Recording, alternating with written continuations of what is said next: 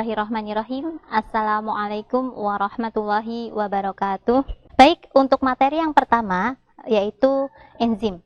Ya, materi enzim ini merupakan salah satu bagian dari rencana perkuliahan kita, yaitu pada mata kuliah biokimia. Nah, lantas apa sih? Bagaimana sistem biokimia itu terjadi dalam tubuh kita, begitu? Nah, di sini kita akan pelajari dulu tentang yang pertama adalah enzim. Kenapa kita perlu mempelajari tentang enzim? Nah, karena enzim ini tentunya di SMA sudah pernah dibahas ya. Jadi enzim ini apa sih? Sesuatu yang memang sangat kita butuhkan, begitu. Kenapa? Karena kalau tidak ada enzim, reaksi-reaksi kimia yang terjadi pada tubuh kita itu mungkin akan berlangsungnya itu sangat lama. Bisa dikatakan dalam suatu sistem biologis, reaksi kimia itu dibutuhkan, yaitu salah satunya sebagai berfungsi biokatalisator, yaitu untuk mempercepat proses reaksi kimia di dalam tubuh. Lantas Bu, bagaimana sih kinerja enzim itu sendiri di dalam tubuh kita, begitu? Karena tugas pokoknya adalah mempercepat reaksi kimia. Bagaimana caranya? Yaitu kita golongkan ke dalam sifat-sifat enzim. Baik. Nah, kita yang tahu yang pertama adalah enzim itu ketika tubuh kita bekerja ada enzim dan tidak ada enzim pastinya berbeda, begitu ya. Nah, dengan adanya enzim, sifat utamanya yang pertama adalah kita belajar tentang efisien. Efisien itu artinya tidak memerlukan energi yang besar, gitu ya. Tidak memerlukan energi yang besar dalam bereaksi. Dengan cara apa? Energinya itu tuh diperkecil, yaitu dengan cara mengurangi energi aktivasi. Reaksi kimia itu cirinya adalah ada yang namanya pereaksi, ada yang namanya produk, begitu. Jadi tujuan dari reaksi kimia adalah untuk menghasilkan produk-produk baru. Contoh, reaksi antara hidrogen dengan klorida, maka akan menghasilkan produk yaitu berupa HCl.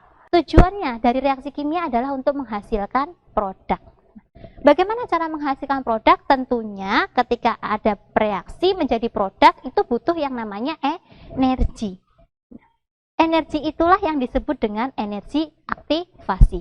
Jadi secara otomatis energi aktivasi itu bisa kita artikan bahwasanya energi minimum yang dibutuhkan oleh suatu reaksi untuk menjadi produk.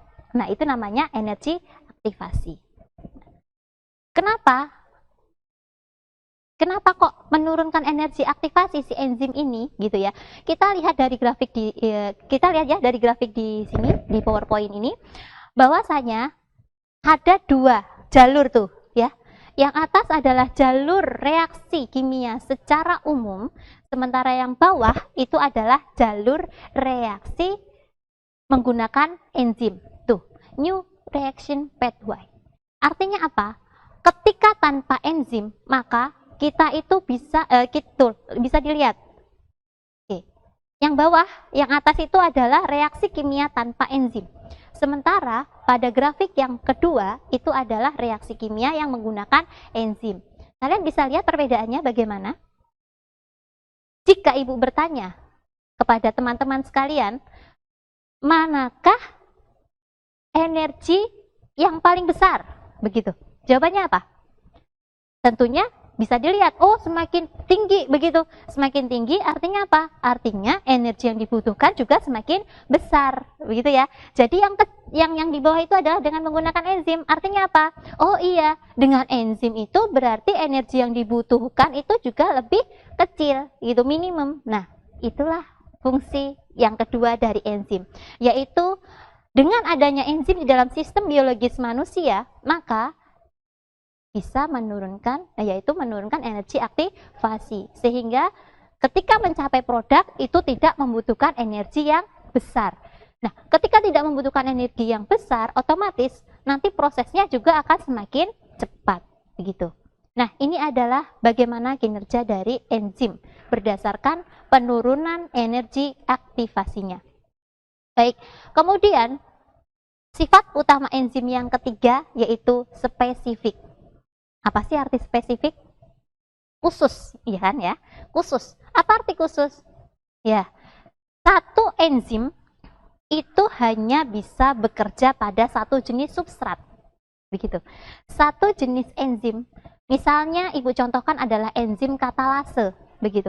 Enzim katalase itu hanya bisa mensintesis atau hanya bisa mengenali satu jenis substrat, yaitu H2O2, begitu ya. Nah, itu adalah contoh dari enzim. Lantas bagaimana dengan substrat yang lain, Bu? Seperti O2 atau H2, begitu. Bisakah enzim katalase mau membantu prosesnya? Tidak mau.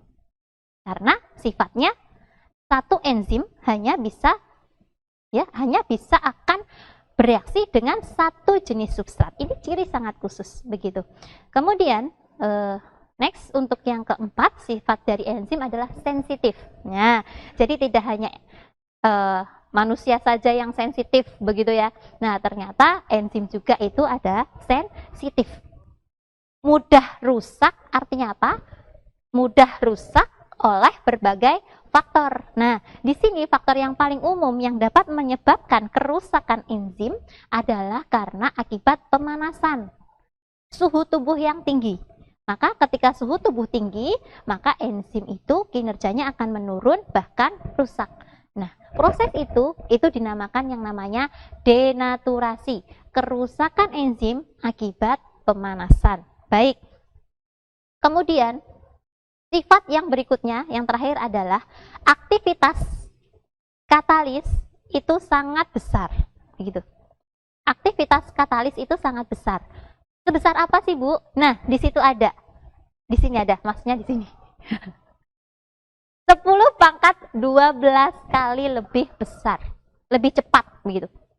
Nah, kita bayangkan 10 pangkat 12, 10 ini pangkatnya 12. Nah, artinya apa? Semakin ada enzim 10 pangkat 12 lebih cepat, berarti kalau nolnya 12 itu berapa triliun ya, begitu. Jadi lebih cepat. Ketika nanti ada enzim, maka semakin banyak produk yang dihasilkan, begitu. Jadi di sini sifat utama enzim yaitu sebagai biokatalisator, yaitu mempercepat proses reaksi kimia di dalam tubuh dengan ciri-ciri ada 5. Silahkan teman-teman pahami, dipahami konsepnya, kemudian jangan cuma dihafalkan tapi dipahami. Ketika nanti ada pertanyaan, maka teman-teman akan bisa tahu konsep.